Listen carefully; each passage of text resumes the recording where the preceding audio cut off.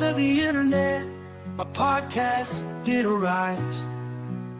A trio of loons with cigars in their eyes.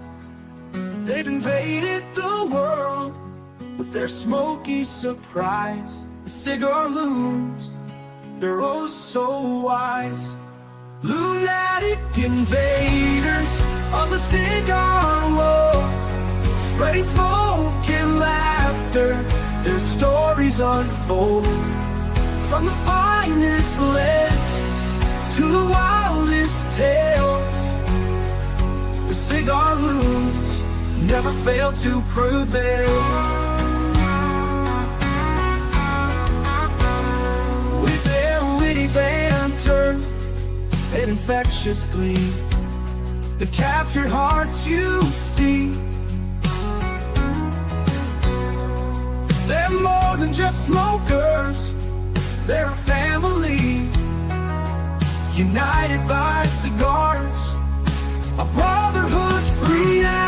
Invaders of the cigar world, spreading smoke and laughter, their stories unfold. From the finest blends to the wildest tales, the Cigar Loons never fail to prevail. They've got the knowledge, the passion, the flair, a podcast powerhouse beyond compare. So light up a stogie and join me in fair. The Cigar Loons are always there. Lunatic invaders of the cigar world, spreading smoke and laughter, their stories unfold. From the finest blends to the wildest tales, the Cigar Loons never fail to prevail.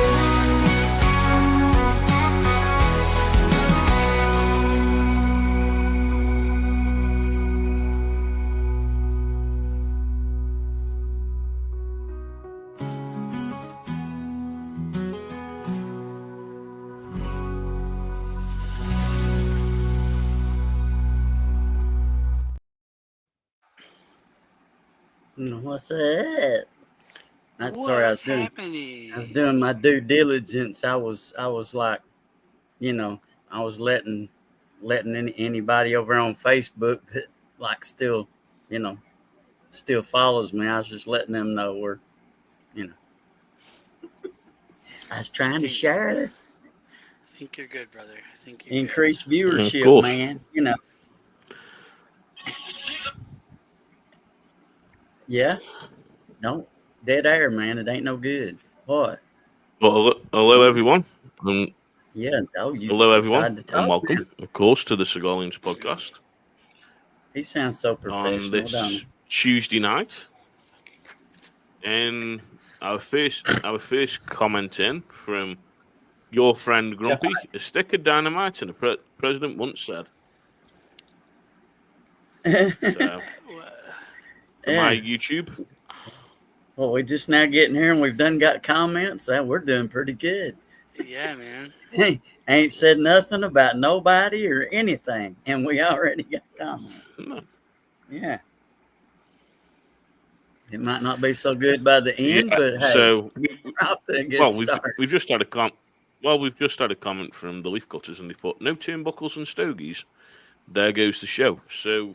Hey, Turnbuckles and Stogies are arriving late, so they have sent a message, and they are arriving late. At least they let us know.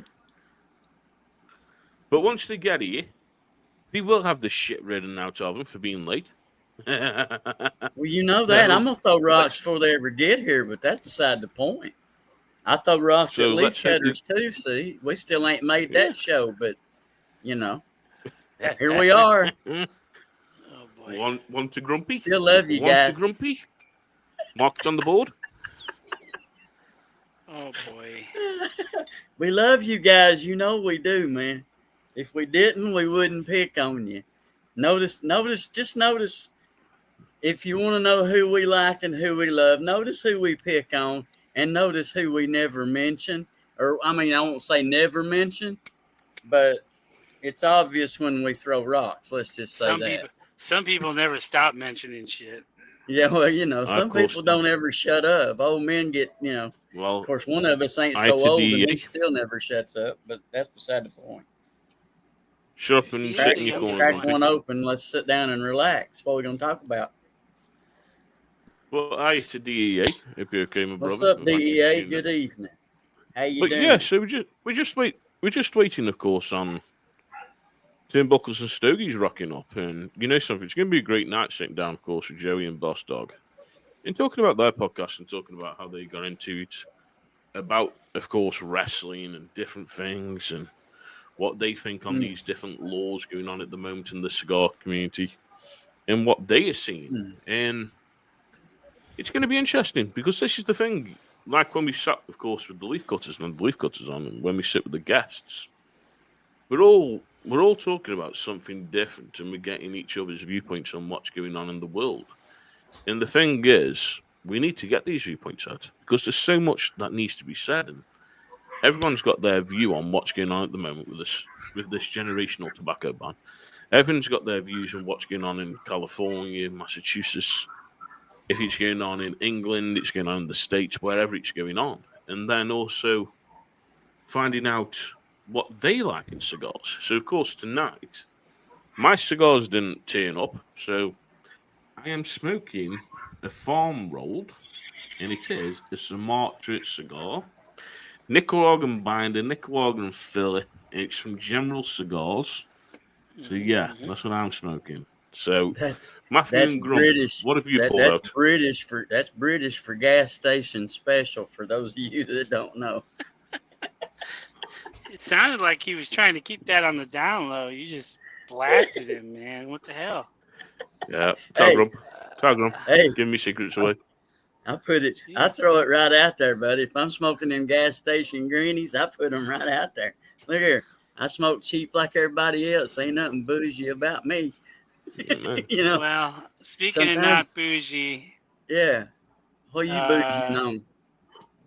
I'm smoking a blackened S84. There you go. See, I'm. This is, I think, the second one of these I've ever had is the Oliva Series V Melania Maduro. Yep. The box press torpedo or Bellicosa or whatever you want to call it. But I think this is only like the second one of these I've ever had. They're really like a really chocolatey, coffee, cedary. Yeah. It's got that Mexican Maduro wrapper on it. So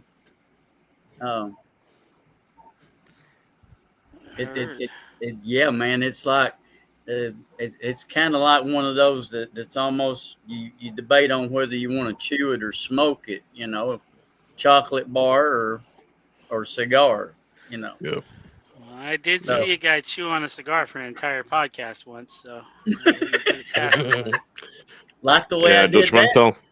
Let him right through that. Old Dutch Mantel. Jeez, he killed that cigar, didn't he? No doubt, man. That was the nastiest looking cigar you ever seen. Didn't light it up at all. I feel sorry for that cigar because it's made by Ashton's. And it was the Ashton's, Connecticut. And dang, that cigar was that mullered, bitten, chewed, and wet. It was unreal what he done to that cigar. It looked like it was getting fungus growing in it. It was like wet. Fucking Maduro at the end, Jesus. Yeah, it did, man. It looked like it had a San Andreas wrapper on it by the time it got to the end.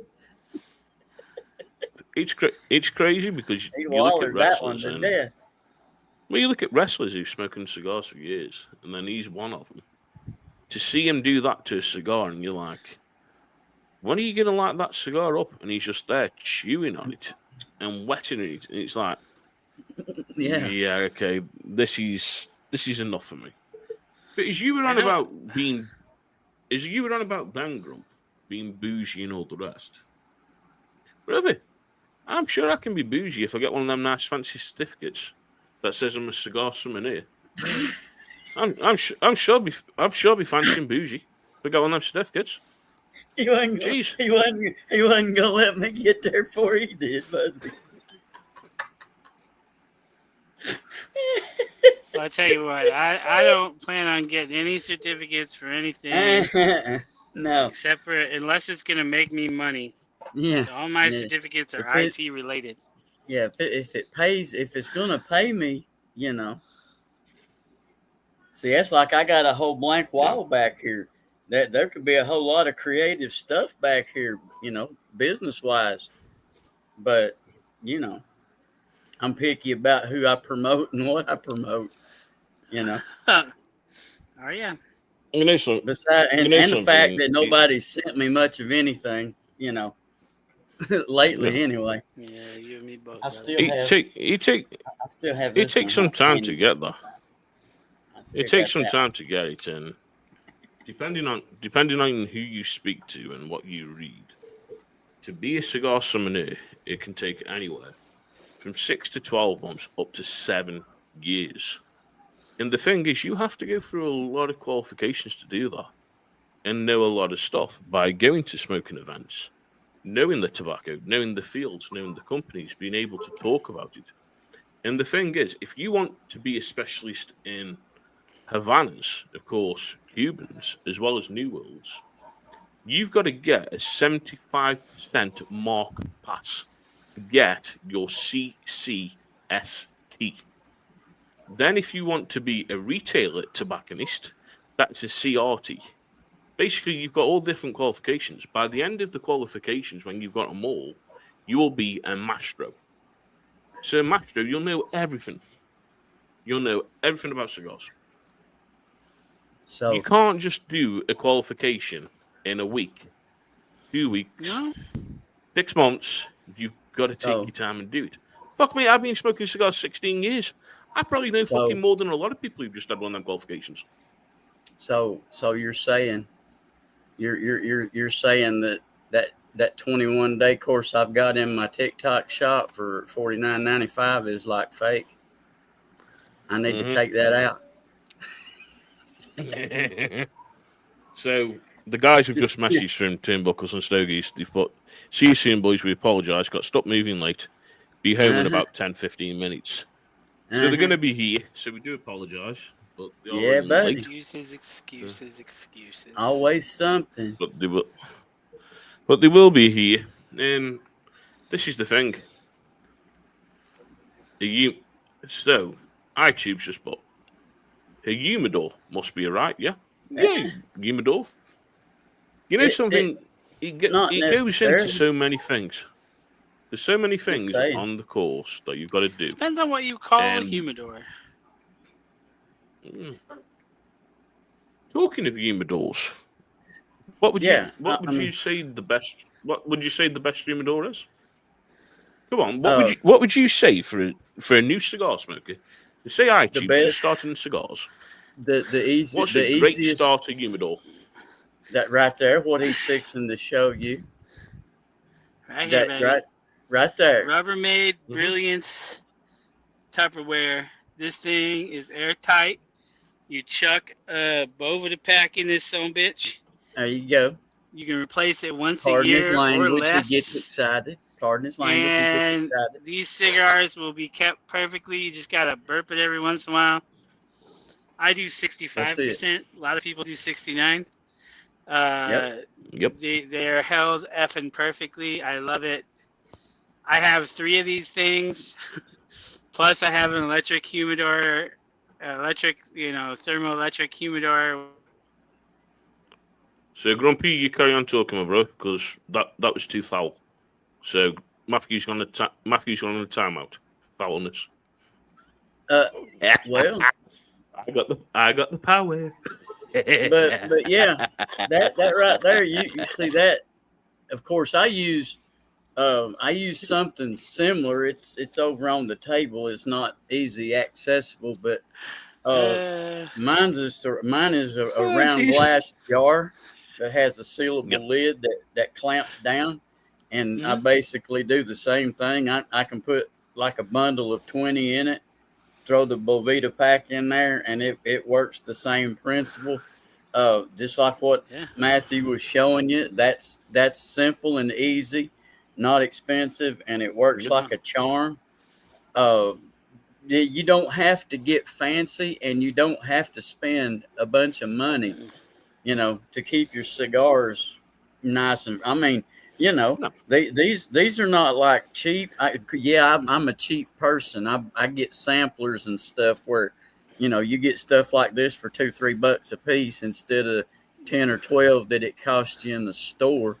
But I keep stuff like this in that same type thing. It don't have to be a bougie humidor.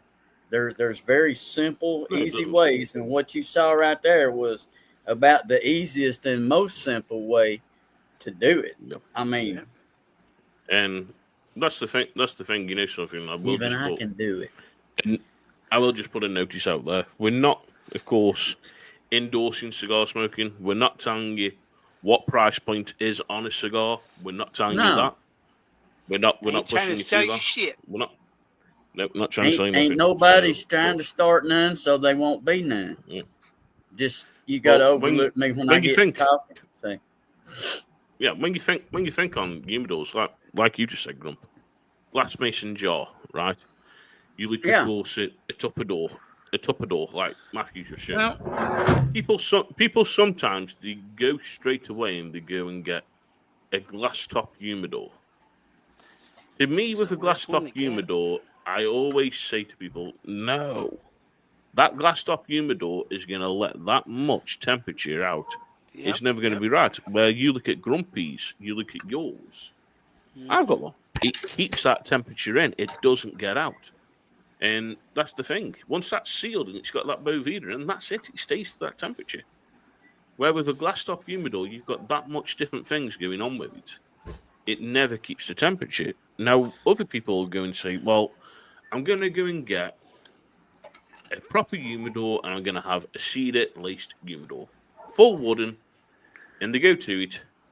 And then it's a case of, well, how do I use a humidor? What do I do? What's the prep work that I need to put in? And they'll get all the distilled water. They'll soak it in distilled water. And before you know it, they've bowed the humidor. They fucked the humidor. And it's like, shit, what do I do now? Yeah. The other thing is with that stuff, if you're going to get one that's all wood, you got to pay more. You can't buy a cheap one. You can't do that because it's going to be cheap. It's going to it's not going to be airtight. You know what I mean? So it's got to be a good quality one. Right. That's why I don't have a wooden humidor. I have the thermoelectric. That one's really nice. But I mean, it is what it is. It's pricey. Yeah. That see, was I'm still Father's Day gift from my. I'm still looking for that day when I open up a cigar store. An actual brick and mortar. Of course, I plan on running internet specials every day.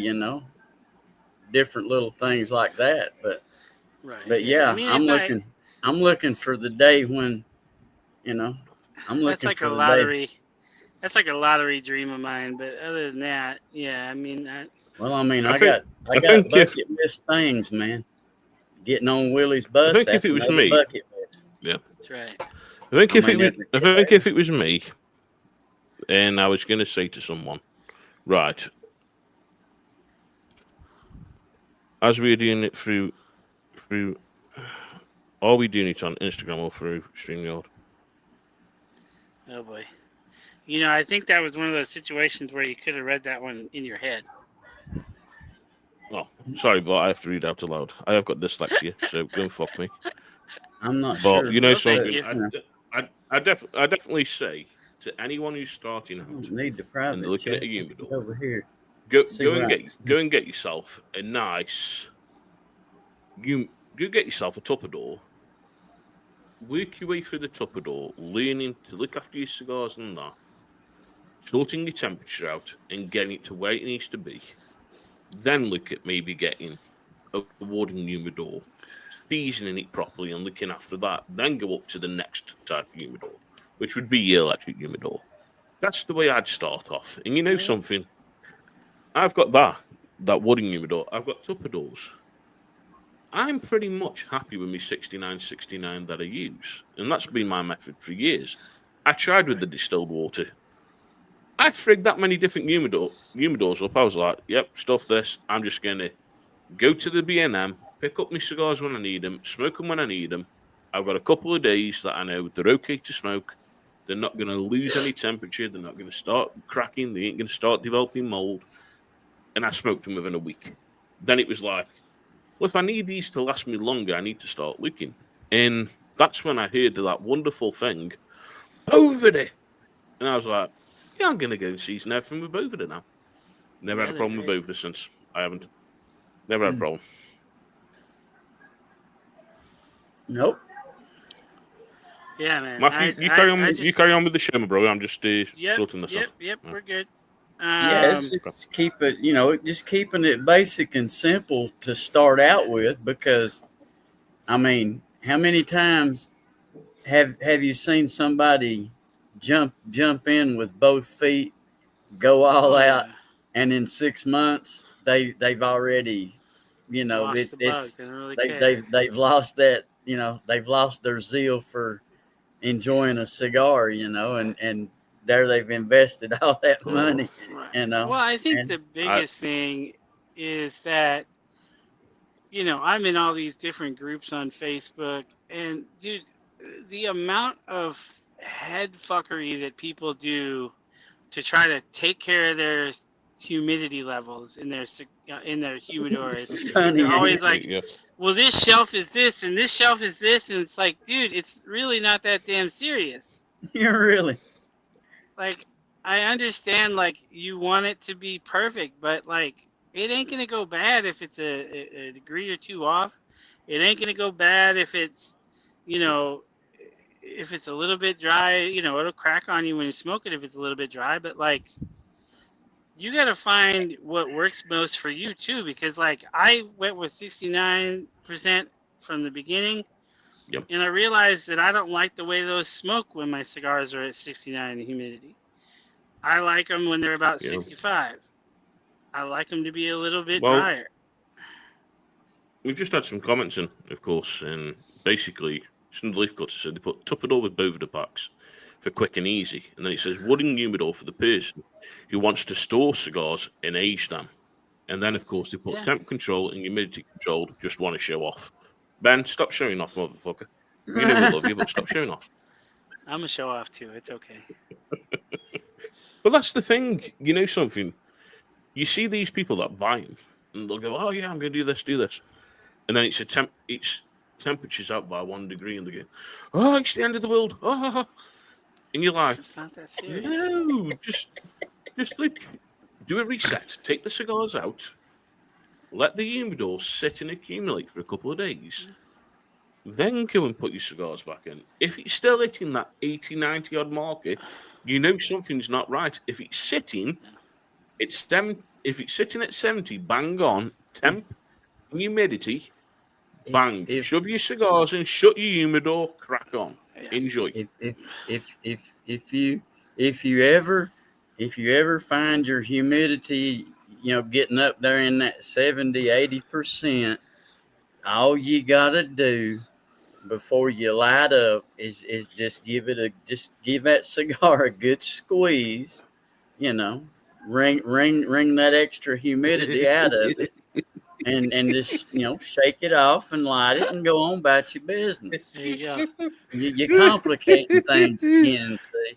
Well, I tell you what, man. The only time I've had a full-on panic attack when it came to my cigars was one night I come down, or I was down here, and I might have been imbibing a little bit. Yeah. While I was smoking. And he means sipping on the spirits. Yeah. That I don't imbibe in the other stuff. There you go. But I'm sitting down here and I'm chilling, and I go upstairs to bed. And like 2 days later, I don't even come down here for 2 days. I come down 2 days later, my humidor is wide open. And it was middle of the summer, so it was 90% humidity. And like my Bovida packs were soaking wet. I was like, I full on like freaked out. So I took all those cigars out of there, put them in an empty Tupperware. Like I freaked out. Like I was so worried I'd ruined all those cigars because I had probably 50 in there at the time. You know what I mean? I freaked out. It was bad. But hey DEA, is that one of the hand crank ones, or you got one of them modern electric ringers? Which is it? I mean, I gotta know, man. How you got the old hand crank, or you got one of them newer electric ones? I gotta know. You can also you can put on one of those. You ever seen those brush cleaners that that professional painters use? They stick it on there and they spin it. Yeah. Real quick, you can put one of those on there too. Oh hell! I get the extra moisture out of there. Oh god. So Ben just put a course on the Instagram. He goes, "Okay, I'll go into my corner." So Ben's moved into the corner with you, Grump. Yes. Hey, I'm the corner dwelling vegetable in this group. Don't be coming in here trying to horn in on the corner seat. I got that locked down. That's vegetation heaven right there. Ain't nobody gets the corner seat but me. I got seniority on that. There's only one cuck in this group. Come on. That's right. Well, there's only one corner seat in this group, and even though I would like to well, I would like to say there's our guests are here. It's about time. I hope Joey, you're on, my brother. He looks confused. Y'all like. Where's your dad? Where's your dad? Where's right, that motherfucker? Here, where's Mr. Motherfucker? I can't hear him in the background. So where's Mr. Motherfucker? I can hear him. I'm right here, Mr. Motherfucker. Hi, Mr. Motherfucker. So formal. Mr. Motherfucker. Mr. Motherfucker. Right. Let me say that right now is when the Willie Nelson song "It's All Gone to Pot" would be most appropriate because that's fixing to be where it's headed. I can just forewarn you. Cover your ears. Hey, at least we can tell time. We were on time. Where were y'all? Oh shit! Yeah, bro. Well, you know things happen. We had Mr. Motherfucker. We had a rough day trying to move furniture to the new place. I tried. See, I told y'all. Here it goes downhill like crazy. You know something? It's understandable. Of course, with moving and stuff, and at least you're here, and at least you've turned up, and that's the thing. And yeah, man, appreciate y'all. This is what happens when you have I'm just throwing rocks. No, thank you. We can't thank you enough for having us on. That's for sure.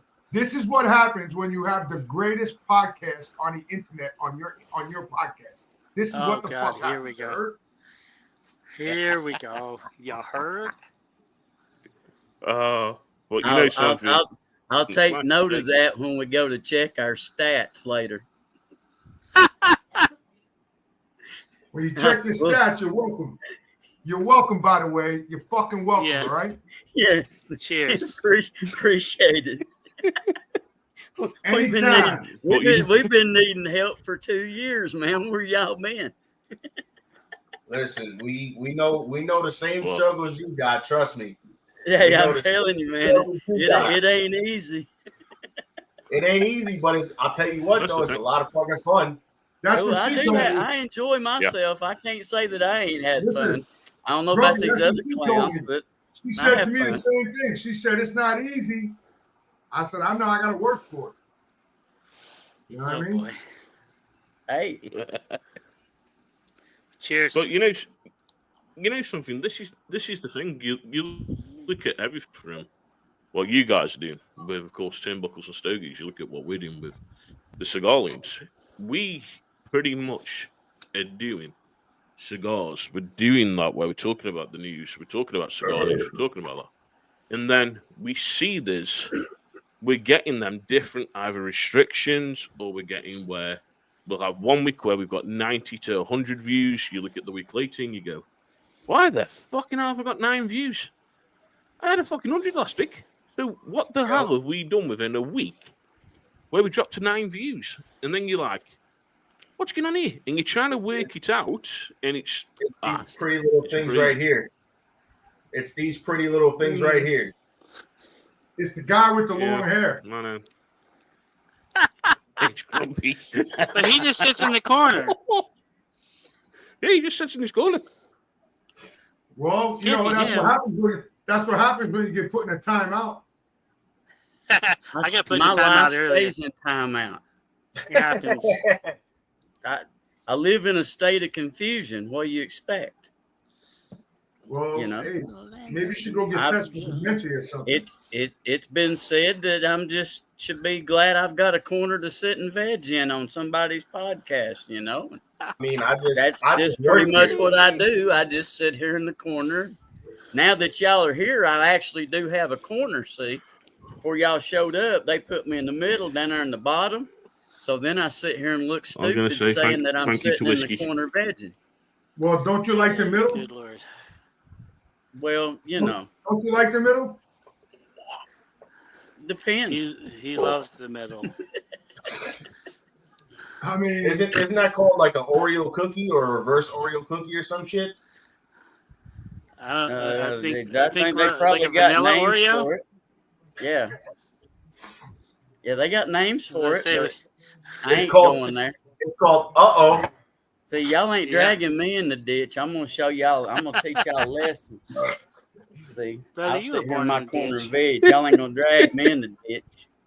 Watch me have my cigar and coffee. So of course, well, we already know pretty much when we started. Of course, Matthew was smoking. Of course, the blackened S.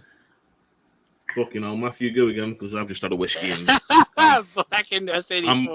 I'm mind fucked. I'm mind The fucked shades already. of black. S84. shades of black. Yeah, shade of black. Yeah, Yeah. shade to black. Yep, shade to black. And Grumpy, of course, is on the Oliva Milano. So, of course, great cigars. Fantastic. So, of course, what have you guys got smoking tonight? What are you smoking on tonight?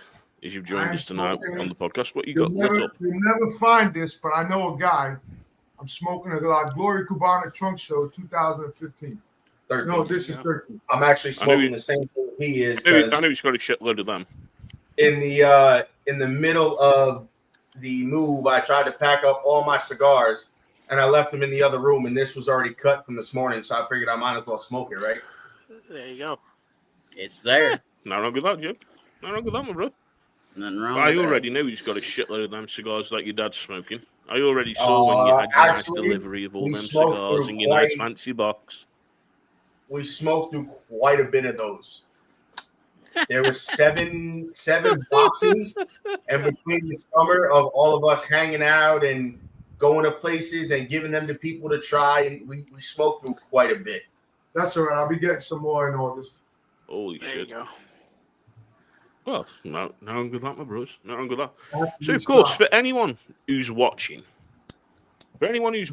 now on, of course, YouTube, on Rumble, on Instagram, that doesn't really know who Big Dog is, who, of course, the Vanilla Gorilla is, and what Turnbuckles and Stogies is, give your brief introduction about you guys and tell people who you are. Well, obviously, Tell the y'all know I am the big dog of everything. I'm the big dog of TikTok, the big dog of Facebook, the big dog of Instagram. I'm all over. Just keep following me, and you'll know who I am. You know what I do. What else? So I'll kind of summarize that in one big sentence. We are the biggest. we've been called many different names. The biggest announced team, the Untouchables. I mean, from top to bottom, the list goes on with the names. we Just have. ain't never been called late for dinner. We basically took our passion for Me cigars either. and what we do as pro wrestlers and put them into one podcast and called it Turnbuckles and Stogies, where we bring our wrestling cigar smokers to the world of our friends, our comrades in the cigar industry that we know, that we sit down with. Wait, use the big And word. then the guys from that industry that may like wrestling or have a remembrance of wrestling from when they were a kid, it gives them a chance to come on and relive those moments and maybe connect with a new audience and have a new audience try their cigars, and then maybe sit down with them and interview them or go to an event that they have. And that's kind of what we do. We kind of specialize in the boutique world. What we've had on, like we just had on Crown Heads the other day, John Huber. We had on Pedro from Drew Estate. We've had on Matty Rocks, who works from Drew Estate. We've had the DJ from Drew Estate on as well. We specialize in a lot of the boutiques, but we try to get some of the bigger names that are requested. And for us, Drew Estate was a name we wanted because, like you guys, we love their cigars. We always try to. It's something that we try to get from the beginning, but it was always hard to nail down a time, and we were able to get that time nailed down with them. So once the opportunity arose, they were like, "Listen, we can do it. Let's get it done." Now, we got to record it. I don't care. We don't mind recording if we have to. We prefer live, but at the same time, if they're taking the time to come out and come on with us, if I got to record on a Wednesday night at 9:30 at night, I'm gonna record on a Wednesday at 9:30. Yeah, sure. And I get that, and we understand it with Drew Estate, because when we reached out to Drew Estate, and we got, of course, Isola, we reached out to Isola, and never in a million years did we think we were going to hear back from her, because we thought, you know what, we're down this lower class podcast. That's how we felt. With the cigar invaders of the world. It's what we called ourselves from day one when we started. Yeah, we're boutique. Yeah, we brought some of the legacy brands on. But then when you mention, and me being me, I was like, oh, we've had EP Carrillo on. We've had this one on. We've had this one on. So I started dropping the names. Yeah, well, come on. And before, Stop playing with the lights. We're good. You're supposed to pay the light bill. Just saying. No, we just moved into this place. How about you just about go fuck yourself? Yeah. How about that? This is good shit. How about you go fuck yourself? Well, can I say the word fuck on here? Like I say, we might. Fuck no, brother. Yeah, we might. We managed to get, of course, Isola, and I never that's swear. where we're going. Something. You do something different, and this is the thing. Yeah. Did you say I also never lie? Yeah. And I never have sex either.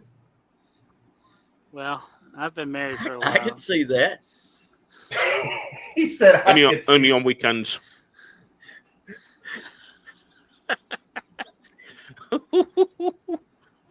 Oh, Grump. Bro, I think I had more sex in 2 days than you had in 40 years. 40 years, you say? Yeah, okay. I don't think I want to be in this fight. Nope, I don't. But I, of course, to his and his cigars. If that's the case, it's easily understandable to see why the world mentality has gone the direction it has. It's your responsibility. Damn. Just saying. I mean, Bullets are flying tonight, brothers. I ain't getting in the ditch. I'm getting on the mountain and sitting down and shutting up. The ditch. We're never getting in the ditch. We're not. No, never. When you look, of course, when you look at the difference in the podcast, of course, like we said, you look at what you're doing with wrestling, and then you look at, of course, where you guys were, and even as you look at, of course, at the promo that was played tonight, the intro and the outro that's going to be played, of course, if you're in your wrestling gear in the wrestling ring.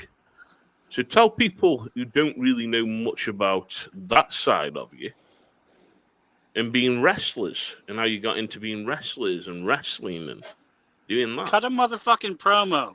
Come on. I'll let you start and tell them kind of who you are and what you do. So now you want story time with the big dog. Cut a motherfucking promo. Let me give you a little story time with the big dog right now. No, we ain't in Detroit. So I started my wrestling career in 1991 at the Sportatorium in Dallas, Texas. Okay. And I was with the Von Erichs. I was just going to say, if that name rings a bell, it's because that's where the Von Erichs and everybody came out. Jeff Jarrett, Bill Dundee, Matt Bourne, The Undertaker, Stone Cold Steve Austin, Gentleman Chris Adams, Magnum TA. I could go on and on and on. I could just keep dropping names, but I don't do that. I'm not that kind of guy. I don't drop names. It's not my business. Only like 12 or 13.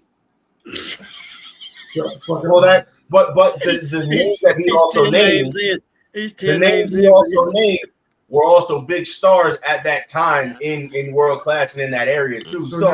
So it just kind of puts that in. Don't ever take shit I say seriously. Sorry. Oh, I know. I don't take nothing seriously.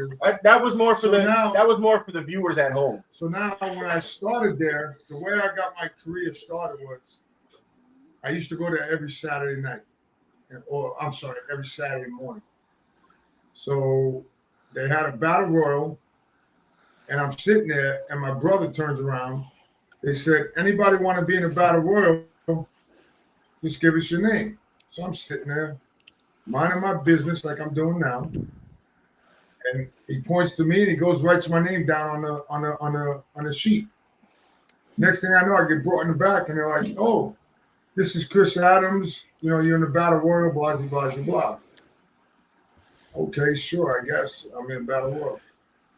So I did the battle royal. And they had to stop it because me nor the other guy was going over the top rope. I wasn't leaving the top rope. You must be out of your fucking mind. I got free training. I'm not going nowhere. So I did that. I worked in Texas. Then I came back to New York. And I said, well, who the hell am I going to go with now? I have nobody here.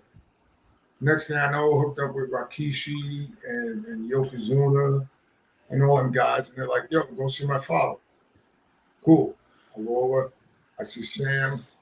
So now I show up, and they called up Billy Kidman, who was my trainer, and they go, "Where are you? Your guy's here." So now I'm doing everything Alpha tells me to do. God rest Pops. I love Pops. Mm-hmm. But I'm doing everything he tells me to do. Next thing I know, Billy Kidman comes in and he goes, "Pops, you didn't tell me the guy I was training with." He wanted him to get on all fours, and when you learn to take, bumps off the mat, they have somebody get behind you on all fours, and they essentially push you over, so you get used to that falling feeling. Except Billy Kidman was what, 5'6", 155 pounds, and here you are at 6'2", so 420. Billy turned around to Pops and says, "Pops, you didn't tell me guy I'm training is a fucking redwood." I said, "Well, I mean, if you're talking about my dick, it is what it is. I mean, you call it redwood, I call it dick. You know what I mean?" So then I come back to New York. I go see Johnny Rods. I get trained by him. I got trained by the late great Pete McKay. I mean, I've been trained by like 7 to 8 people. And you know what? People say, "Why do you do that?" And I say, because everybody has a different style of training. I'm glad you said that. Everyone has a different style of training. You know, when you go to Mexico, everything's on the left-hand side. When you're in America, everything's on the right-hand side.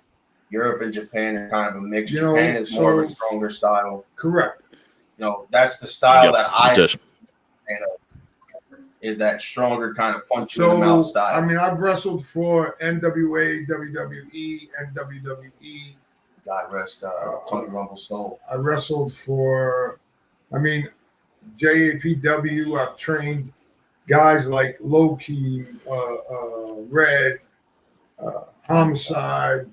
You can't forget. I was gonna say, you can't forget my man. I trained Eddie Kingston in Yonkers at a boxing gym. And what was it after that? And after that, he went to Chicago to Mike Quackenbush. So I've been around, man. Like it's just crazy that people say, "Oh, you haven't made it." Yeah, get the buck bag Scott Steiner and Atlanta, and they might pick it up. You can't get with either one of them.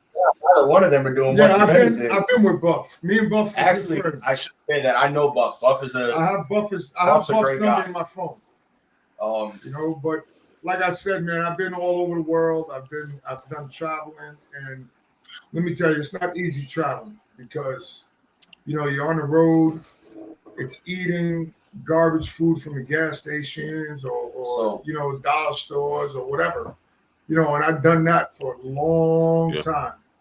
He retired, and then he went into retirement for probably 15 years. And then this is kind of where my story kicks in. We hooked up with a friend of his up in Rhode Island, NWW Extreme. We went up. I kind of learned the business from that side. I knew it growing up as a kid, but I did security. I took, wristbands and tickets at the gate, paying my dues throughout the company itself. And then one night he was supposed to do commentary, and the owner was supposed to do commentary. So, me being I wouldn't say professional, but I would say being brought up in that business, I learned always travel with something in your bag, whether it's your gear, an extra shirt, whatever. So I said to the owner, "Hey, listen, when you go to your show, or when you go do your match, if you want to leave a match before yours, 2 matches before, and get whatever gimmick you got to get on," because I think it was Chainsaw that night. And I was like, "I'll jump in the commentary booth." Cool. Well, lo and behold, got into the wrestling business. I don't get clued in until right before the showtime, and I go, "Yo, so when you do this, I'll jump in." He looks at me and goes, "Oh no, you're in the commentary booth all night. Have fun." I was like, "Huh? Excuse me?" I was like, "What do you mean?" He goes, "Oh yeah, that's you." He goes, "You're on the call with your dad all night." Oh, okay, sure. So, yes, he was. I did know that. I believe Buff was a 4-year quarterback in high school. Yeah, now he's a catcher. Well, no, Buff is good people. Larry Hughes talking now. Larry Hughes talking at you.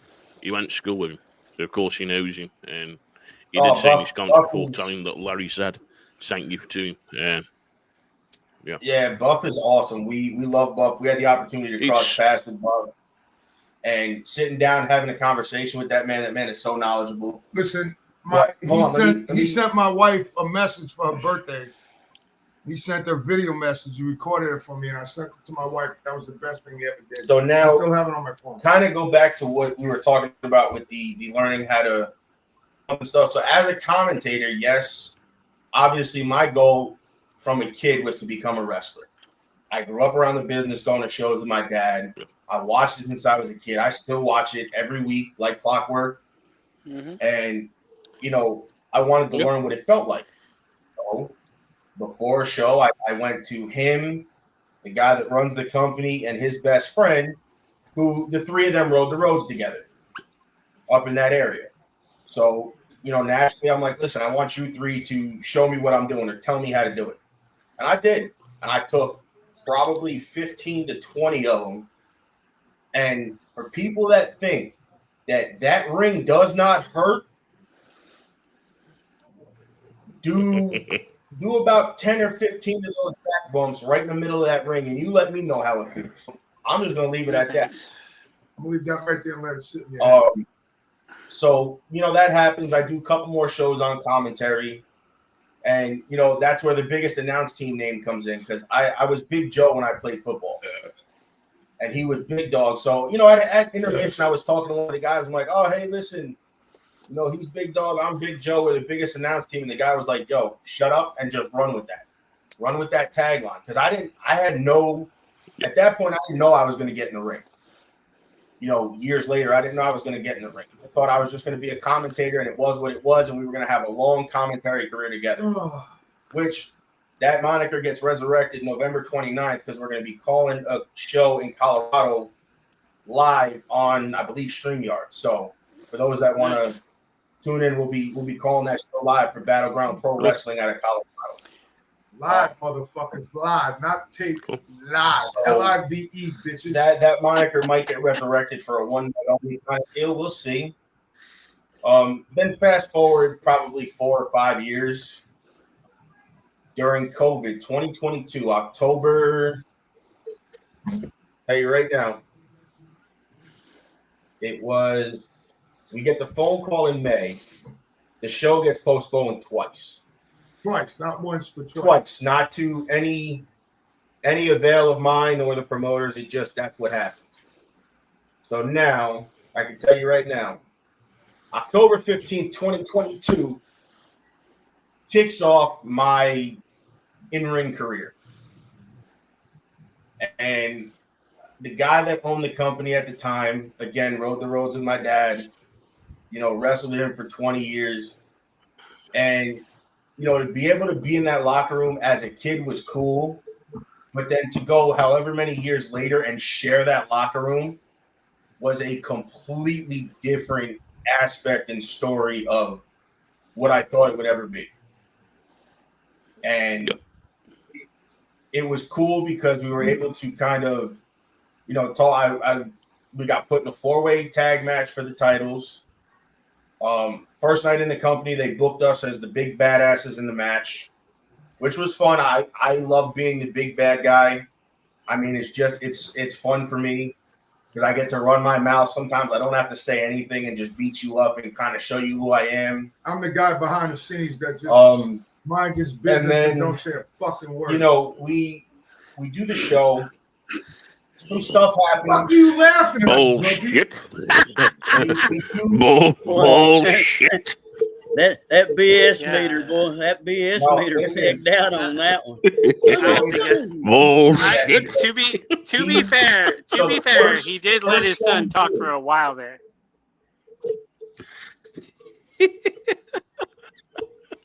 I'm just saying. So maybe he it's is funny good at because it. the first show we did, I knew he had to be the mouthpiece because it was my first match. I was nervous. I'm not going to tell you. No matter who I tag with, I'm always the fucking mouthpiece. Well, see, but now I have no fucking idea. No. But now that you never shut the fuck No up. idea why I'm the fucking mouthpiece. Yeah, I can see how that we hook up with a company in North Carolina. We hooked up with a company in North Carolina who doesn't run anymore. We did a one-off show. And, I had some time to think in between my matches of what I could have did differently. And I did. I watched that match back. I can't tell you how many times and was like, if I would have said this or if I would have did this. And then I brought it to some other friends of mine who wrestle. And I'm like, dude, can you watch this and let me know what I'm doing wrong or anything I can fix? Yeah. And I was leaning like this a lot. Kind of leaning on the turnbuckles and the ropes. And he was like, dude, you're big. You're imposing and you're fucking scary. He was like, you stand straight up the whole time. He was like, stand up. He said it and a couple other guys said it. So came our show in North Carolina, which we drove 10 hours down and 10 hours back. I went to work. I came home. I grabbed my shit, threw it in the truck, 10 hours down. Stayed the night, did the show the next day, stayed the night, turned around, 10 hours home. Like we did basically a turn and burn in 2 days. And so the mouthpiece part comes in where, I'm like, this is my time to kind of take into my own because, we want to make this a thing. And if I'm going to go on my own at some point, I got to talk. I got to be able to cut the promos. I got to be able to talk. So we were in the back, and I was kind of like, well, we weren't supposed to be in that match. We were supposed to be against another team. That team had some personal stuff come up, couldn't make it, so they threw us into the other tag match. But the way I made sure they did it was they didn't announce the change. I said, the way I want this to go is do not announce anything until the time that match happens. I was like, keep it a secret. Don't tell the fans. Don't anything. I was like, just keep it a secret. I said, and come time for the match, you let them come out, and then I'm going to cut a promo from behind the curtain and make myself more important than everybody else. And that's how this is going to go. So I'm in the back, and I have nothing for everybody. You know, a lot of people have stuff written down. I didn't have nothing written down.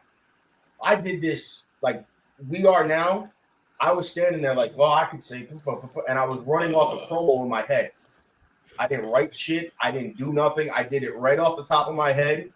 Once I had it, I'm like, that's the promo. That's what I'm going to cut.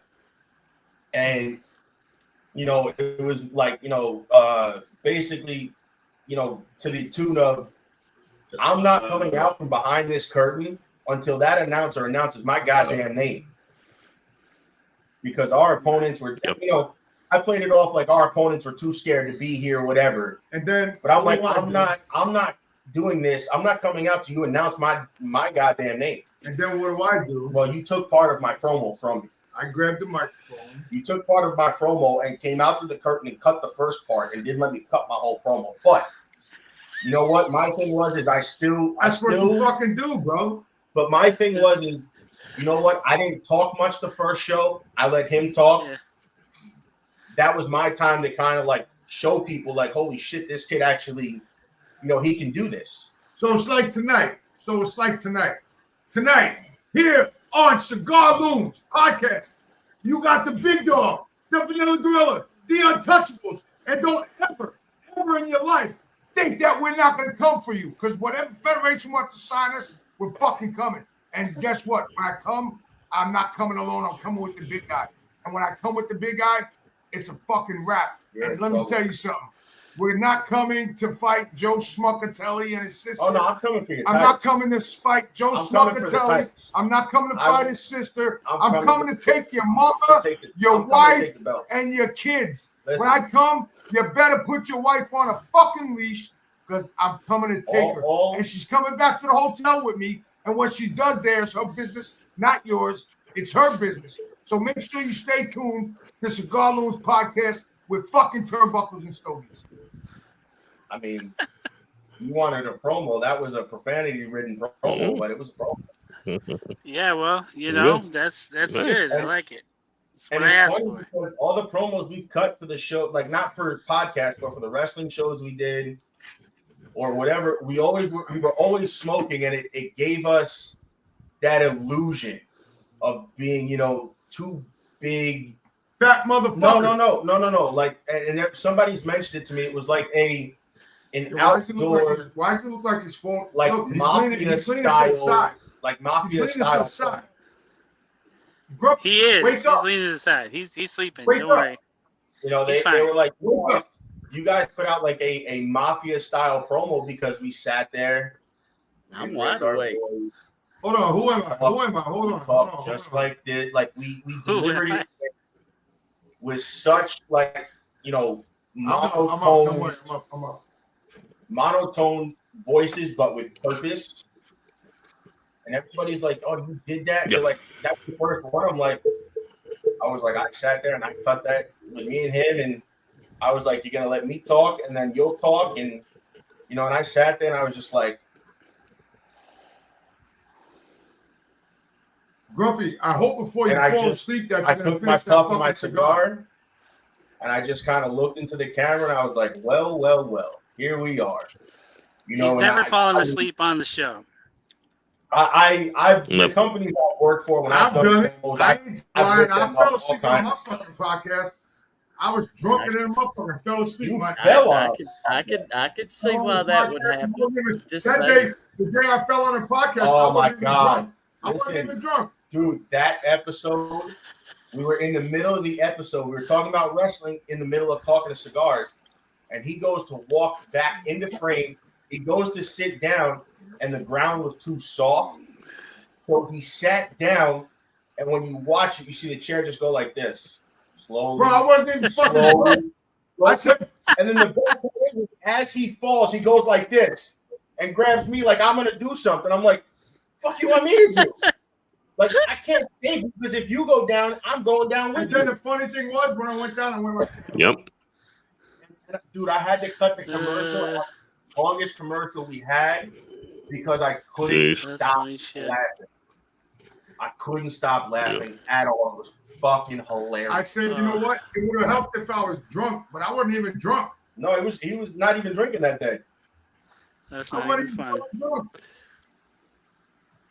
But you leaked there from, of course, both of you in wrestling, and how you both started out and then cutting promos. And when me and Matthew and Grumpy have spoken about it, and we've spoken about wrestling and who were our favourites on the mic, and mine was always Jake the Snake. Because as soon as Jake spoke on that mic, and he's there, trust me, and he's getting you, and he's got you hooked. It's not a case of him going and he's saying to you, well, I'm going to do this to you. I'm going to give you a clothesline. I'm going to give you a DDT. I'm going to do this. He kept you hooked, and he's basically talking to you and getting you in. Because he had that deep, raspy voice. Listen, and when he spoke, you listened because he, like you said, he captivated you and was like, holy shit, like this guy. I remember doing a show. This guy is scary. I remember doing a show with Jake the Snake Roberts in New Rochelle. Okay, but let's preface this with this was Jake in full-fledged, addiction. So I was not where he is today. Right. Not and we're very happy to see where he is today. I'm a huge Jake the Snake fan, so I was with Jake. We're happy to see where he is today. I'm gonna say maybe 99 or 2000. Yeah, so like at that, or maybe 98 level 2000 of in where that he was area. kinda, so that was after Honky Tonk hit him in the head with his guitar. So I was doing a show in New Rochelle, New York, and all of a sudden Jake comes over. He goes, "Yo, big dog." I said, "What's up, Jake?" He goes, "I hear you're the man around here." I said, "What do you mean I'm the man around here?" I said, "This is my hometown." He goes, "Yeah, that's what I'm talking about." He goes, "Well, you got some cocaine." But what? Didn't you turn around and tell him I have too much respect for you to get you that? I said, "Bro, you're asking the wrong guy because I'm not getting you nothing." I said, "I can call somebody right now, but it ain't happening, bro. It's not happening. I'm not giving you fucking cocaine." But it's not even so much it's not so much you didn't want to give it to him. It's, that's a legend in everybody's mind. You don't want to, feed the addiction and you got too much respect for that person. You don't want to feed into, what their vice is. You want to try to help them get off of that. Mm-hmm. Yeah. That's actually when Jake was gripped in it for years. That's actually when I wrestled. And now God bless him, he's clean, he's sober, worked with DDP. Yep. I mean, that's actually when I wrestled. We've said this before. When me and Grumpy have spoken about it before, and when me and Matthew have spoken about it, the things that DDP's done, when you look, of course, at what he did for Buff. Okay, Buff's had to lose a leg and stuff, but you look at what he did for Buff, you look at what he did for, of course, Scott Hall. The biggest case, even Lex. Yeah. Lex and Butterbean are his two biggest cases because they told Lex Luger he can never walk. The other day he was hanging ornaments on his Christmas tree. And he's standing on a ladder.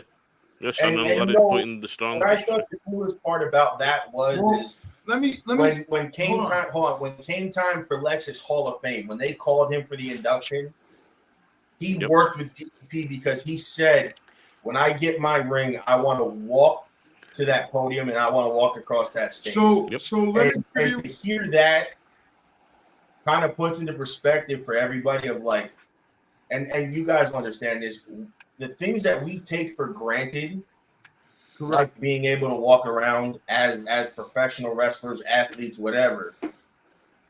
When you get guys like that who can't walk, who have to work so hard just to get from here to that corner, it makes you realize that what you're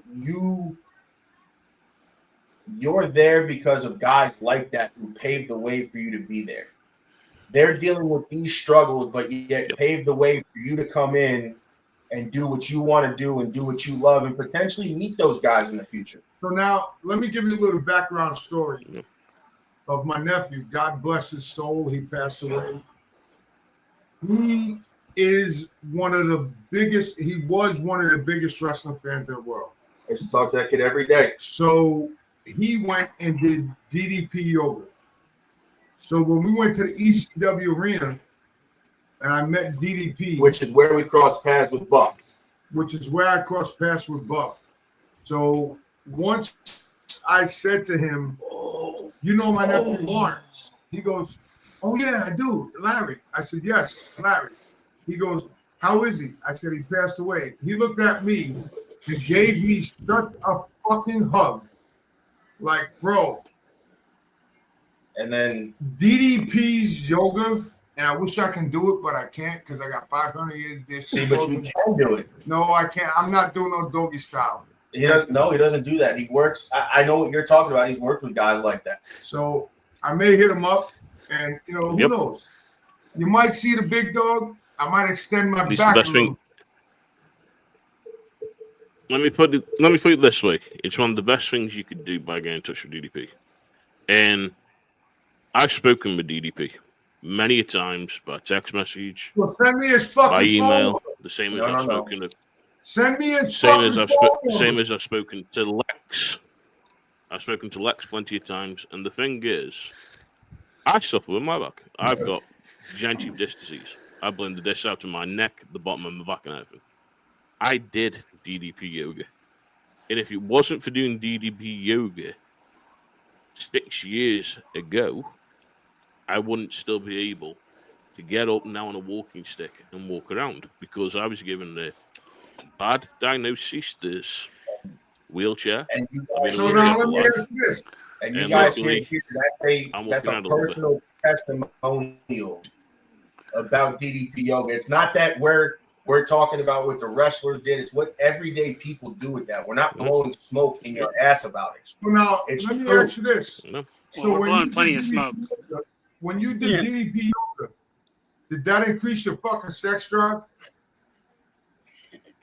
Brother, my sex drive's never fucking He doesn't down. need I'm like a it, fucking Reese, sexual trust me. transforms Rex.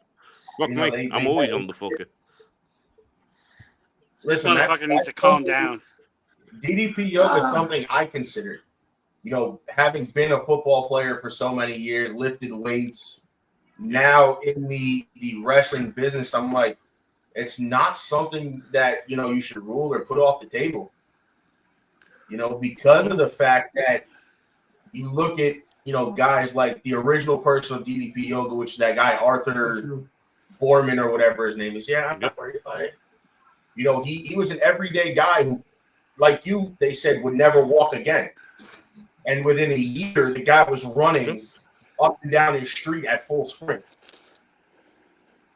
Yeah, but you look It's- at his story, basically being parachute regiment. Yeah. The amount of parachute jumps that he did, landing on his knees, taking his knees out, and everything. And they said, "Look, you'll never do it." And doing DDP yoga to then see the end of that video where he's running is inspirational. And you look at a lot of people, and when me and Grump have spoken about it, and when me and Did Matthew you have a spoke about chance it, to? you Speaking of see that, did you have a chance to and- watch Butterbeans? yep, Did you have a I've chance? seen Butterbeans. Okay, Yeah. so that was another one, like you said, was inspirational to see that Butterbean documentary. Completely blew my mind because guys like us knew Butterbean as this big, badass boxer who would come in, hit you with one punch, see you later, and that was the end of your fight. Yep. And then to see him like that. The thing is, you look at anyone. Yeah, I mean, you look at anyone can put the mind to it, and yeah, I've said this I to mean, Matthew about Matthew doing it. I've said the same to Grumpy about doing it. Even if it is just a matter of an hour a day that you do something like that, stretch your legs, make sure you're stretching and keeping motivated. It gives you that back, because if you sit and then don't, it doesn't matter what you do. If you from an athlete to a normal Joe, if you're a farmer, a bricklayer, no matter what, you're going to do damage eventually, and the damage starts to creep up. And when the damage starts to creep up, you've got to do something. And the thing is, it's like Grumpy will say now, he's a big guy about normal, natural medicine, not the fucking fake shit tablets that all the pharmaceuticals are pumping through you. Because that fake shit does total damage. And I'll be honest, That's I've got fucking liver failure. I've got liver failure and kidney failure. I've got liver, kidney. I've got liver and kidney failure through And proud of it. the pharmaceuticals. And Through again, the pharmaceuticals, Rumpy- they've done more damage to me than anything. Rumpy was in fucking Woodstock. And see, He's that's- a fucking hippie. that's another thing. Hey, there's nothing wrong with Grumpy being a hippo. A very blessed Hippo? one too. But that's He's a how a fucking lot He's of brother. hippie. Look at him.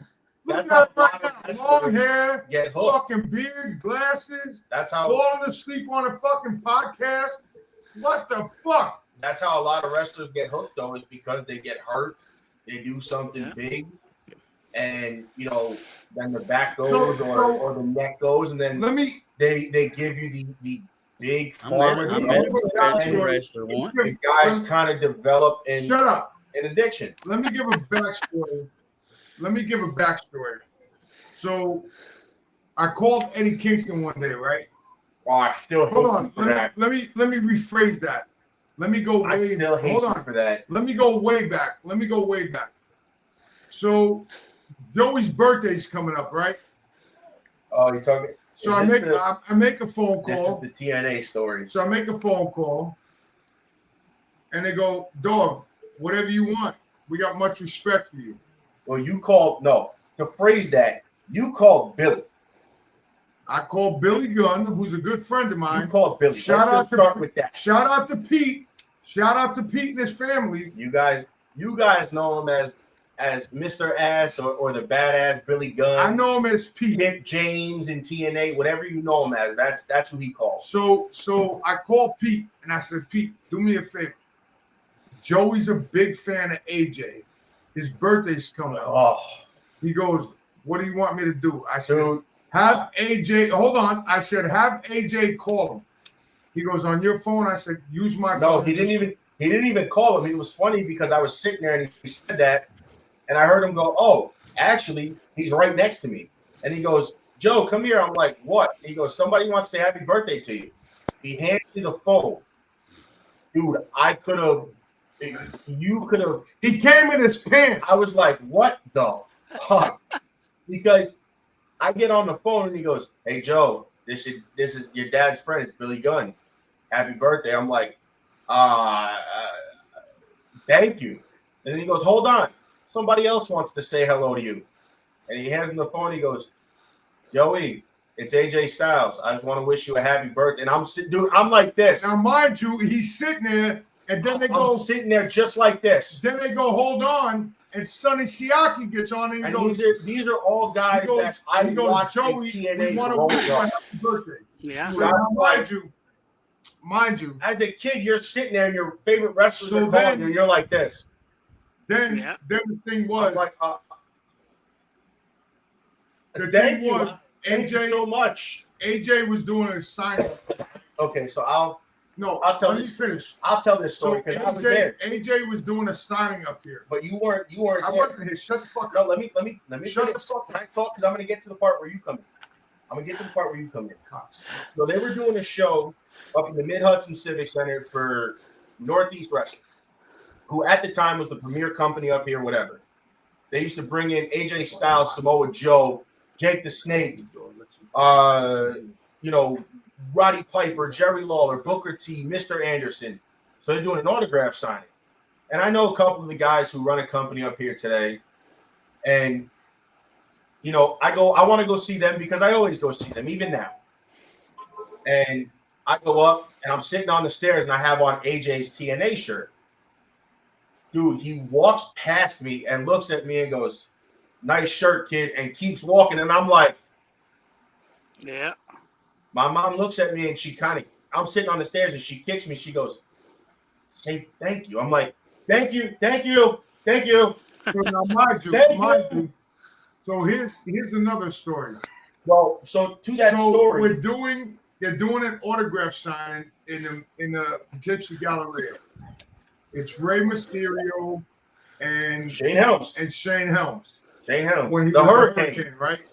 So now my son obviously has the mask. Let's put it this way. So At the now- time, I was a huge fan of Rey Mysterio and Hurricane because they just. Okay, can I finish Yeah. my story? Go ahead. Can you shut the fuck up? Go ahead. Finish You your should. story. You should. Yeah, because I didn't even get to Are the you gonna best part. Are you gonna shut the fuck up? I didn't get to the best part of the other story Okay. before you cut me off. So we're sitting in the mall, right? So I get a phone call, and it's Ray. He goes, "Where are you?" I said, "I'm in the mall." He goes, "Come to the I don't know, some record store that was there." Oh no, that was when he had us go out front Yeah, he goes to meet him at the He limo. goes, "Come out front to the limo." I'm like, "Bro, they're not gonna let me buy the fucking limo. They're not gonna let me talk." And to you." his answer was, "Pops told me to call you. I'm calling you, and I'm telling you to So come now outside." I get to the limo, and you know the WWE has security. So I go up to the limo. I'm like, "Yo, Ray." He's like, "Big dog." The guy's like, "Oh, no, don't touch him. Don't touch him." I said, "Motherfucker, do you know who I am?" And then Ray looked at. I said, I was "You know a who kid, the fuck I am? I'm fucking Big Dog." but This is Ray. He goes, "Yeah." I said, "He's my friend." And Ray looks, she goes, "That's Big Dog." He goes, "Yeah." He goes, "He can come in with me." So now, mind you, I have to be to work in White Plains, in White Plains, which is an hour from the hour for me. So now, Joey's in line, and I went over and I said, "Ray," and I said to Shane, I said, "Shane, my son's in line. I gotta be to work in like an hour." He goes, "So why the fuck is he standing in line?" I said, "Because I'm not that kind of guy that's gonna let him skip the line because I know you." He goes, "Bro, fucking bring him up here. He's gonna sit here with me." So I brought him up and I said, "I have to go." My grandma was there. Mind you, my grandma at the time was like 62 years old. And she's like, "Joey, you're getting in front of the line." She's like, "You're getting in front of the line." And I Mind you, he took a picture with Shane Helms. I was on He Shane was Helms' all over Shane Helms' website for like probably it had to be at least 10 years because he used to put up all of his autograph signing pictures, and I was always on it. And it's me with the Hurricane mask, the Hurricane cape, and I had on a Spider-Man T-shirt because I had to have Spider-Man on because Spider-Man was the best. So and here's another quick story. So me and Bubba Ray Dudley, This is the best story. because everybody asks about this. So myself and Bubba Ray had heat when he came to the arena up here, the MJN Center, which is now the Mid-Hudson Civic Center, which is now the MJN Arena. Home of Austin Championship Wrestling. Home of Austin Championship Wrestling. Shout out to the fucking cheap plug. So You have to, though. You have to. all right, shut the fuck up. So they were in the ring, and I know Devon. Devon, for all y'all that don't know, Devon used to work for the post office. Mm-hmm. He used to work for the post office. He got the phone call, say, "Hey, I need you to get a tie-dye shirt." Cool. Now listen to what I'm about to tell you. So my best friend Nick, him and I are best friends, he did a tie-dye shirt for for Devon. It was with bleach and pneumonia. Bro, when they went to the arena, when they went to the arena, he took it out of the fucking bag, right? Took it out of the bag. It's because they didn't wash it properly. He goes to put it on. Tommy Dreamer turns around and goes, now I know Tommy because Tommy used to own a deli by my old high school. So they turn around and go, "What the fuck is that smell?" Bro, Devon went to put the shirt on. As he put it on, the shit ripped in half. The shirt disintegrated disintegrated because they used highly high-grade chemicals that they clean the floors with the post office on a fucking T-shirt. So now get back to the arena. So up here, I buy tickets because I'm an old ECW head. Shout out to Robert Van Dam and Sabu. So And Fonzie. and Fonzie. Love Fonzie. So now I'm Love sitting like the Fonzie. second row up. All of a sudden, you know, they do their spiel. Oh, you fat piece of shit. Blah blah blah blah blah. What do I do? Basically, to get a rise out of the crowd. What do I do? The guy that I am, I'm like, You are. Devon, Asshole. you're a fucking asshole. Bubba Ray, I fucked your mother, your sister's aunt, whoever. He goes, you fat piece of shit. I will whip your ass. Bro, and I shit you not, God to my hand to God. All of a sudden, the crowd starting chanting big dog, big dog, big dog. Let's preface this with, it wasn't the whole crowd. It was two culprits in that crowd. No, he wasn't there. It was George and somebody else. Vic. No, that would have been Hale Collins. Hale Collins, who wore the blue stuff. So they start, all of a sudden the arena starts going crazy. And I said to the security, I said, bro, go in the back, tell fucking Paul Heyman I'll sign a waiver because I'm going to whip his ass. Next night, I have a show in Long Island for the Long Island Wrestling Federation. That was Bobby and Party, wasn't it? Shout out to the great Bobby and Body. I have a show for them. What's up? Bubba Ray Duffy. So now, my wife is sitting in the crowd. My son's sitting in the crowd. My mother-in-law's sitting in the crowd. I don't remember that one. So now I'm in the back, and I go and I'm wrestling his best friend, Primo Canero III. Shout out to Mike Iriola. So Yeah, you can't say his last name's hard to pronounce. it's Iriola. So shout out to him. So now he's like, Dave, Bubba wants me to put you out of business. I said, that ain't happening, bro. That ain't happening. So now mind you, after we have our match, it was like, I'm coming to fuck you up. And I was like, let's go. So now my mother-in-law runs in the back. She's like, you got to stop this. Now I got Kane D running out. I got Homicide running out. I got Magic there? Tony DeVito running out. I got everybody running out to stop it. I said, what are y'all doing? I said, don't stop this motherfucker. This is the highlight of my career. Me with the Bubba's nails. Yeah. Go, I said, bro, I will whip his ass like a redheaded stepchild in a fucking whorehouse. But the best part, honestly, is the ending to this whole thing is that you guys are actually friends now. And now we're actually Very friends. good friends. Very good friends. And it's funny because That's what blows great. my mind as a kid and grew up kind of around the business was every time we go and see him, he'd look at him and go, we're still good, right? We're good. We're friends. We're good. And that's what Bubba would look at him and go, and he's like, yeah. He goes, I'm retired now. He goes, I got nothing left. You know, so people don't realize there is actual heat in the wrestling business. And the And wrestling, the wrestling business, listen, let me explain the word of heat. So for y'all that don't know in the wrestling world, because I'm not taking over your podcast, but yes, fuck it, I am. Fuck it. This is Turnbuckles. I didn't notice. So for y'all that don't know what the word heat means, tying all back together. what y'all don't know in the wrestling world of heat is heat means that, let's say this is CM Punk. And let me tell you a story about that. No. Hold on. Finish the goddamn story you were telling. Finish the story you were telling about heat. So heat Jesus means Christ. I gotta keep him on track. You see what I got? Yo, how about He's got you the go worst fuck? ADHD I've ever seen. Dude, how telling about you go fuck yourself and let me talk to this guy first. I fuck myself all the time. I'm gonna let them ask their questions to us that they have.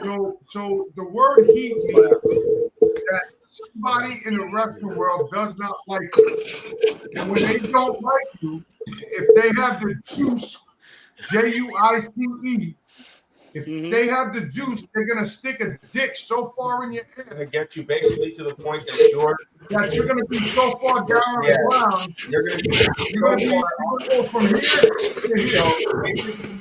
the easiest way to phrase that and kind of tie it all back to the cigar world is what he means is like you go and they have the juices. You can go from main event guy at the top of the card, where if that main event person don't like you, you're now on the card. That's when the doors are opening when there's nobody in the stands. Correct. And to tie it back to the cigar world, and I've had to learn this over the years. The wrestling business is so big, yet so small at the same time. It's like And the cigar world is the same thing. It seems so big, It is. but it's so small at the same time. So now, anybody got questions? Because I'm sitting Now here fucking sleeping my Let's dick. give them the show back, and we're just here. Now I'm gonna give you the show back. I'm gonna sit here and mind my fucking business like I always do. But that's the thing, you know something. You look at where it is, and you said wrestling, cigars. You can have that main position where you are up there, you champion and all the rest, but you piss somebody off, and you're there as soon as people are going to get the popcorn and it's the dart matches. You ain't getting fucking seen on TV. You're getting shut down. And this is the thing in the cigar industry. You can have one of the best-selling fucking cigars going, but you piss a company off, and they can stop you from either getting the leaf that you need, the wrapper. They can stop you from getting the binder, the filler. They can stop your production. They can take your staff and give them more money. And that's the thing. And it's a crazy industry when you look at it. But the thing is, wrestling's always going to be there for people. And you look at it over the years, English wrestling. You look at, of course, American wrestling. Yeah, take a break. Japanese wrestling. It's always going to be around. And even cigars. Cigars are going to always be in that livelihood. Because you're always going to smoke a cigar. Unless, of course, the politics get in the way and they do what the politics are doing. And this is the thing, and it's why we've been fighting it. It's why we've been mentioning it. It's why, of course, if people go over onto the Cigar Loons Instagram, they'll see a speech that was done last week in Parliament in England. And basically, the politician's there, and he's telling people about the love of cigars that he's got, why he wants cigars to be saved in England and no generational tobacco ban. And this is the thing. People are slowly starting to talk about it. People are slowly starting to post it. And I think more politicians can post it. But then when you look at celebrity-wise who smoke cigars, you look at the whole thing. You've got wrestlers who smoke cigars. You've got pop stars, rock stars, film stars. You've got everybody that enjoys cigars. And this is the thing. And it needs to be saved. Douchebags hanging out in their basement. Yeah. Well, douchebags hanging out in the basement, douchebags in the back room. But yeah. But you know something? I know, of course, we're on an hour 28 at the moment. And I've got the old wife in the other room tired. So, of course, I don't want to cut it. I don't want to cut the show. But so, are you getting laid tonight or what? What? Are you getting laid tonight? I'm not. for me to know, and me to know only. You'll get that moisturizer under your beard. Listen, Mr. Motherfucker. Oh, Jesus Christ! Here we go again. So no, no, so you know. I want to thank you guys. I want to thank you guys for having us on. We apologize we couldn't get on at the right time, but we're ended. So now, now I can't wait to have you guys on our show. Motherfuckers are coming on our show. Yeah, you guys give us a date and we'll make it happen. That's for sure. Let's fucking go. We did. 21st. We said 21st. I said to you, Dad. Didn't you get the fucking memo? I'm fucking retarded. 21st, we're supposed to be joining you. And 21st of November, motherfucker. He said the 21st. The wife has put a message. So he's coming to keep me warm in bed. It's cold here in the UK. So, yeah. There you go. Well, that's what the wife says. But yeah, you know something, we can't wait. And this is the thing, of course, you guys have joined us, and we're going to be joining you on the 21st. So keep your eyes open and go and visit, of course, Turnbuckles and Stogies, and you will see the Cigar Loons. And of course, we're going to go invade their podcast. So they're going to ask us stuff. And wait, but here's the thing: we're going to cut loose. Grumpy can't fall asleep in the fucking podcast. That's your job. Right? Hey, you watch. Grumpy's gonna come out with a bang. You ask him the questions, and Grumpy will give you the answers. Oh yeah, Grumpy, so give me this. You'll see. Grumpy. I gotta ask you a question. So you live in the Florida Panhandle, right? So how did you go from Canada to the Florida Panhandle? Jacksonville. He was in Jacksonville originally. no, he was in Knoxville. Yeah. No, Knoxville. So Knoxville. how He's did you been go all from over. there to the Florida Panhandle? That's what I'm asking you. well, there was a lot of things behind that. I mean, nothing, it was, let's just say there was a lot of spiritual things behind that, and we're right where we need to be. What was his name? See, now you're going to get stupid, aren't you? All right. Just say, All right, listen, Let's go. thanks for having us on. We appreciate it. And whatever questions that we didn't get to, please make sure to ask us on that when we have you guys on our show. Oh yeah, you're not going to be able to shut me the fuck up. That's perfectly. Well, motherfucker, listen, why am I shutting you up That's- now? Talk. This is your show. Because you've been talking the whole damn Because you time. don't fucking stop talking. All right, so hold on, ladies and gentlemen, hold on. Give me 5 minutes. Go ahead and ask your fucking questions, motherfucker. I got nothing, man. At this point, we're good. See? We There got you on the go. next one. Whatever. We got you on the next one. We're good. See what I'm saying? I told Whatever, him to ask this whatever they question. don't have. Motherfucker, don't ask this Listen, question. Whatever questions they didn't get See, to ask us weren't here. I could ask one, but it just pushes more buttons. So just You ask don't need to it. push What are you buttons. waiting for? Just ask it, Grumpy. I'm right here. What is the purpose of all the profanity? I mean, embarrassing as far as I'm concerned, but I'm just an old guy vegging in the corner. But what does it actually, I mean, it contributes nothing to the story. So- facts are fact. so- You don't, I don't He said, why you understand. cuss so much? Listen, I also- don't understand that. can I answer my own question? Go ahead. So I'm a New Yorker. Do it without profanity. I'm a New Yorker. That's no Okay, excuse. so can I finish, or you want to? Go ahead, Joey will tell you what's wrong. Go ahead, tell I'm him. not going to say what's wrong. I'll let you talk. So, I'm a New Yorker, and this is how we talk. You heard? So, if nobody likes how I talk, it's like I say on my Instagram, my Facebook, just scroll on. But to be fair, it might be a little extra because of all of the problems we've dealt with in the last couple of days between moving. So that could add to the profanity, because when we do our show, I can't curse. not that you can't curse, but he's not as F-bomb ridden. Yeah, he's using it like a comma tonight. Yeah, but I mean, like, That's okay. don't- Usually I'm the one getting yelled at because I cuss too much. Don't feel He's not normally this F-bomb ridden. Yep. I think they were keeping track one night. I dropped like something like 40 F-bombs Yeah, in one. you gotta, yeah, about 40. About 40 as well as your other profanities that you were shouting on live. I know your time is up. I know your time is up. Thank you for having us on. Sorry we could not jump on earlier. We were All busy good, with Tony in the truck. And like I said, whatever I questions take we my hat get off to, to you, motherfuckers. please make sure you bring to our show and feel free to ask them.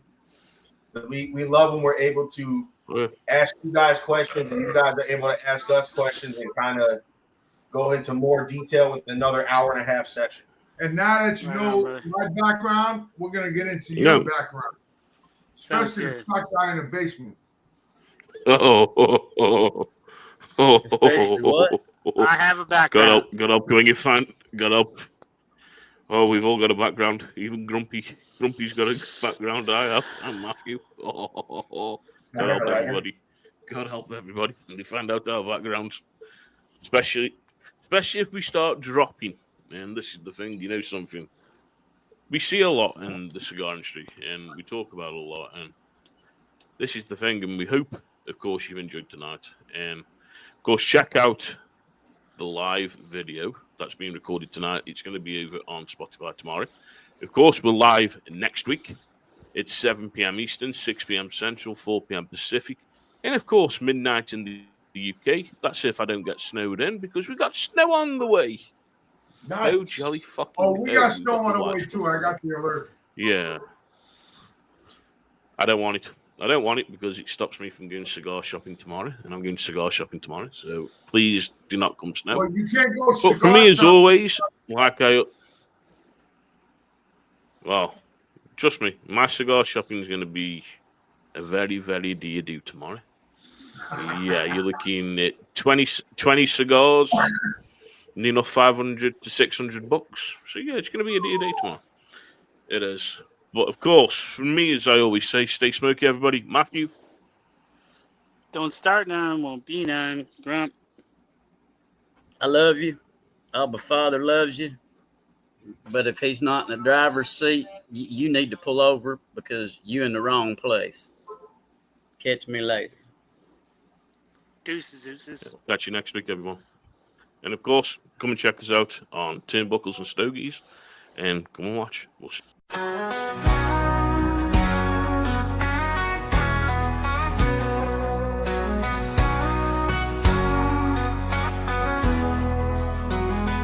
From the depths of the internet, my podcast did arise.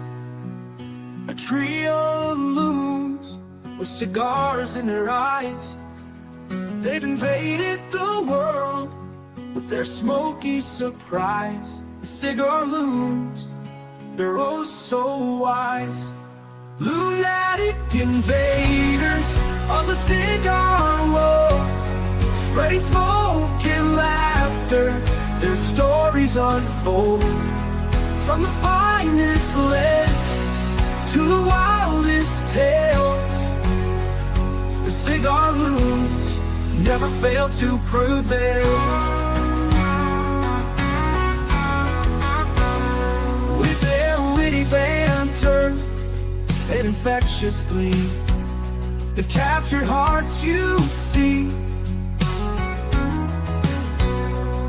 They're more than just smokers, they're a family, united by cigars, a brotherhood free.